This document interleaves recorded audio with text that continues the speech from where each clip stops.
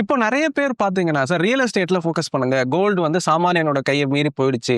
Real எஸ்டேட்ல invest பண்ணுங்க. பிசிக்கலா ஒரு அசெட்ல கான்சன்ட்ரேட் பண்ணுங்க அப்படிங்கிற மாதிரி சொல்றாங்க சார். ஈக்விட்டிஸ் பக்கம் நெறைய வாய்ப்புகள் இருக்கும்போது, ஏன் ரியல் எஸ்டேட்டே பிரஸ் பண்றாங்க சார்? ஈக்விட்டிஸ நோக்கி மக்கள் ஏன் வரணும்? எக்கனாமிக் டைம்ஸில் இந்த ரிப்போர்ட் கொடுத்துருந்தாங்க. ஓகே. நம்ம ஸ்க்ரீனில் இந்த ரிப்போர்ட்டை காட்டலாம். இந்த ரிப்போர்ட்டில் பார்த்தீங்கன்னா இது 2016 2025 வரைக்கும் உங்களுக்கு ப்ராப்பராக ஒரு இது எடுத்திருக்காங்க. ஸோ கிட்டத்தட்ட 10 years ஆஃப் டேட்டாஸில் பார்த்தீங்கன்னு வச்சுக்கோங்களேன், ஹையஸ்ட் 10 years ரிட்டர்ன் எது கொடுத்துருக்குன்னா, ஃபர்ஸ்ட் இந்த 10 yearsல ஹையஸ்ட் ஆவரேஜ் சிஏஜிஆர் எது கொடுத்துருக்குன்னா சில்வர் தான் highest. Silver is around 19.2%. Okay. சில்வரை வாங்க நம்ம சொல்லிட்டு இருந்தோம், முக்கியமான ஒரு reason. And silver has given 19.2.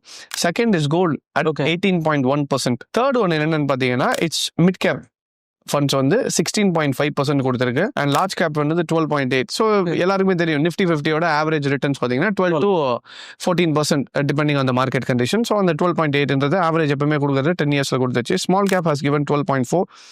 Government sector bonds பார்த்தீங்கன்னா 10 years இல் வந்து 6.5%. அதுக்கு அடுத்தது டெப்ட் ஷார்ட் டேர்மில் பார்த்தீங்கன்னா 6%.